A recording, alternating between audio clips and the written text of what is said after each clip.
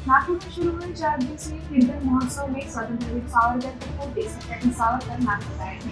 उन्होंने मंच से कहा, स्वतंत्रवीर सावरकर का हिंदुत्ववादी विचार आज के इस समय में अत्यंत महत्वपूर्ण है। आगे देखते हुए उन्होंने क्या कहा।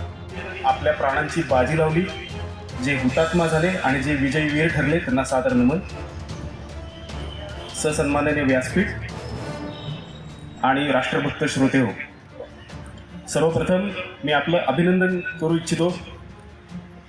दिनांक 20 नोव्हेंबरला आपण आळस न करता, सुट्टीवर न जाता, रांगा लावून जे आपलं कर्तव्य पार पाडलं, त्याच्यामुळे दिवाळीनंतर 23 नोव्हेंबरला आपल्याला पुन्हा एकदा दुसरी दिवाळी साजरी करता आली। सगळे फतवे, सगळे जातीयवादी विचार आपण गाडून टाकले। फादर आणि चादर यांना डावलून हिंदुत्ववादी शक्ती म्हणून महाराष्ट्र पुन्हा एकदा भारताचा खड्गहस्त ठरलेला आहे।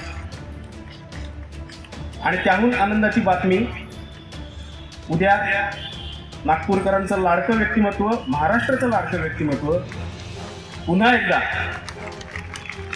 मुख्यमंत्रीपदी विराजमान झालेलं आपण बघणार आहोत।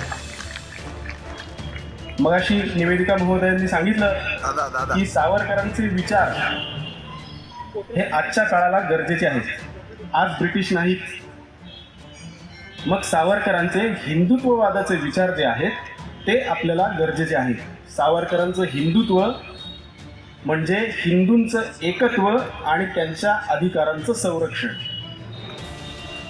मग ते अधिकार जन्मसिद्ध असोत, धार्मिक असोत, सामाजिक असोत किंवा राजकीय असोत, या सगळ्या अधिकारांचं संरक्षण करणं म्हणजे हिंदुत्व आहे। छेद आणि गुणजात जातीभेदाचा उद्धार।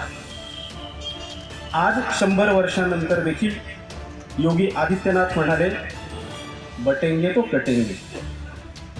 स्वतः पंतप्रधान नरेंद्र मोदी म्हणतात, एक है तो सेफ है।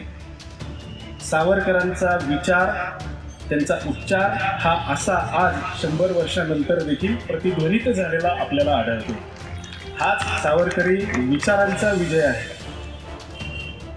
एकूण राष्ट्राचा कालखंड जर आपण लक्षात घेतला तर आपण जे कर्तव्य केलेलं आहे ते एका छोट्या बिंदूप्रमाणे आहे आणि खरी लढाई मात्र इथून पुढे सुरू झालेली आहे।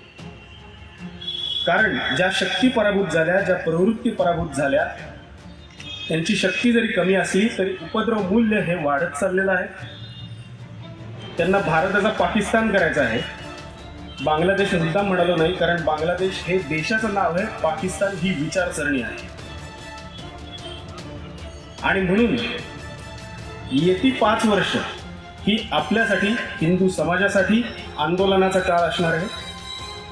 आपण ज्या ज्या लोकप्रतिनिधींना निवडून दिलं आहे त्या लोकप्रतिनिधींपर्यंत आपली संघटना असो किंवा आपला वैयक्तिक वापर करून, पत्र पाठवून, आपण जर सोशल मीडियावर जर असाल तर ट्विटरच्या माध्यमातून सतत प्रश्न विचारून जी एक समांतर व्यवस्था या संविधानाला आव्हान देत उभी राहिलेली आहे तिचा निचरा करण्यासाठी प्रयत्नशील राहिलं पाहिजे।